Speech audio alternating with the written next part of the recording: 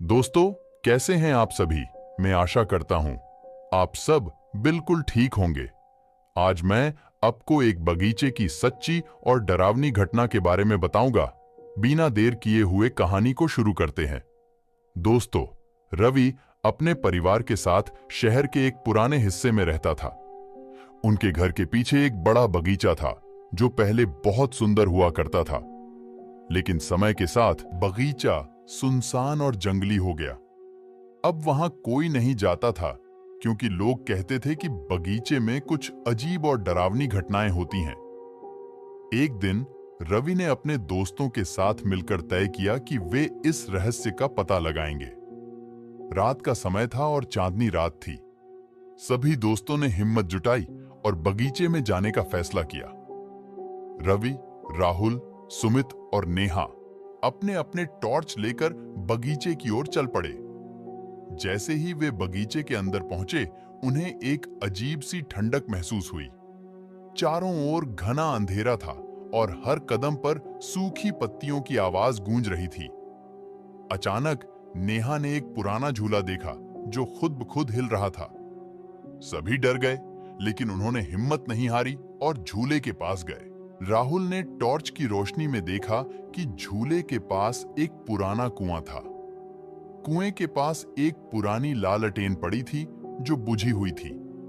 उन्होंने सोचा कि शायद यह सब सिर्फ हवा का खेल है, लेकिन तभी उन्हें कुएं के अंदर से एक धीमी सी सिसकने की आवाज आई। सभी ने डरते हुए कुएं के अंदर झांका, लेकिन कुछ नहीं दिखा। तभी अचानक कुएं के अंदर से एक सफेद साया निकलकर ऊपर की ओर बढ़ा। सभी दोस्त चीखते हुए पीछे हटे। सफेद साया धीरे धीरे हवा में घुल गया और एक धीमी सी आवाज आई, यहां से चले जाओ। सभी दोस्त डर के मारे भाग खड़े हुए और किसी तरह घर पहुंचे। घर पहुंचकर उन्होंने सारी बात रवि के दादा दादी को बताई। दादा दादी ने बताया कि कई साल पहले बगीचे में एक दुर्घटना हुई थी। एक छोटी बच्ची कुएं निकलकर ऊपर की ओर बढ़ा। सभी दोस्त चीखते हुए पीछे हटे। सफेद साया धीरे धीरे हवा में घुल गया और एक धीमी सी आवाज आई, यहां से चले जाओ। सभी दोस्त डर के मारे भाग खड़े हुए और किसी तरह घर पहुंचे। घर पहुंचकर उन्होंने सारी बात रवि के दादा दादी को बताई। दादा दादी ने बताया कि कई साल पहले बगीचे में एक दुर्घटना हुई थी। एक छोटी बच्ची कुएं में गिर गई थी और उसे बचाया नहीं जा सका। तब से उसकी आत्मा उस बगीचे में भटक रही है। रवि और उसके दोस्तों ने तय किया कि वे अब कभी भी रात को बगीचे में नहीं जाएंगे।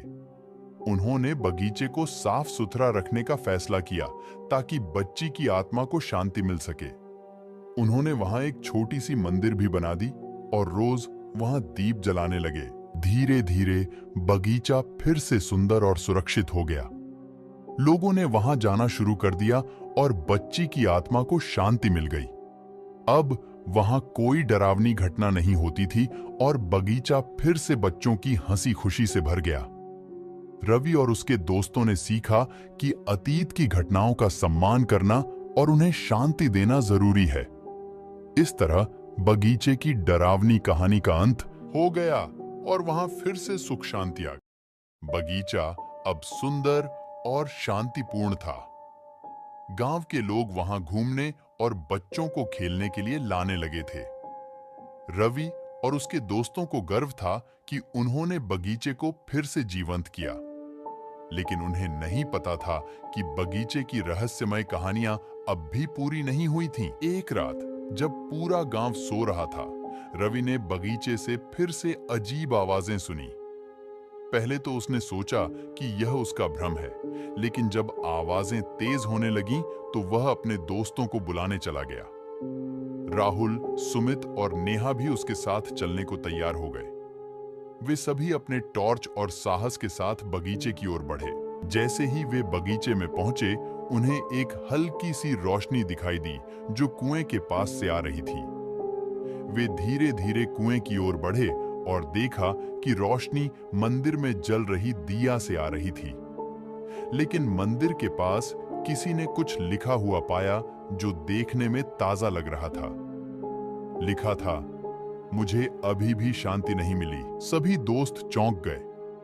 उन्होंने सोचा कि बच्ची की आत्मा को आखिर क्या चाहिए। तभी नेहा को याद आया कि उसने अपनी दादी से सुना था कि बच्ची की एक गुड़िया थी जो उसकी मौत के बाद कहीं खो गई थी।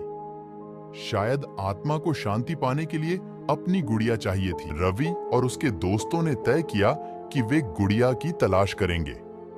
उन्होंने गांव के बुजुर्गों से पूछताछ की और पता चला कि बच्ची की गुड़िया शायद पुराने स्कूल के खंडहर में हो सकती है, जहां वह आखिरी बार खेली थी।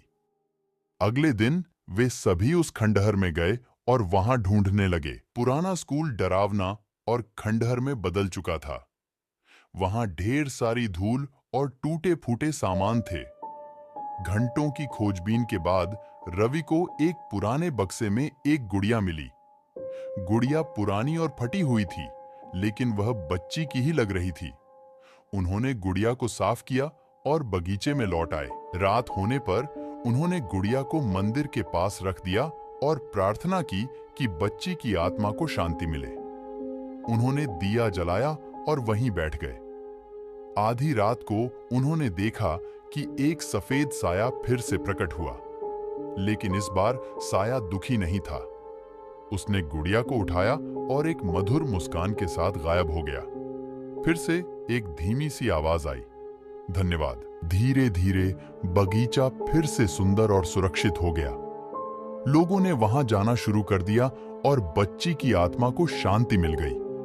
अब वहां कोई डरावनी घटना नहीं होती थी और बगीचा फिर से बच्चों की हंसी खुशी से भर गया। रवि और उसके दोस्तों ने सीखा कि अतीत की घटनाओं का सम्मान करना और उन्हें शांति देना जरूरी है। दोस्तों, चैनल पर पहली बार आए हो तो चैनल को सब्सक्राइब करना मत भूलना, क्योंकि हम इसी तरह आपके लिए कहानियां बनाते रहे और आप मजे से सुनते रहो।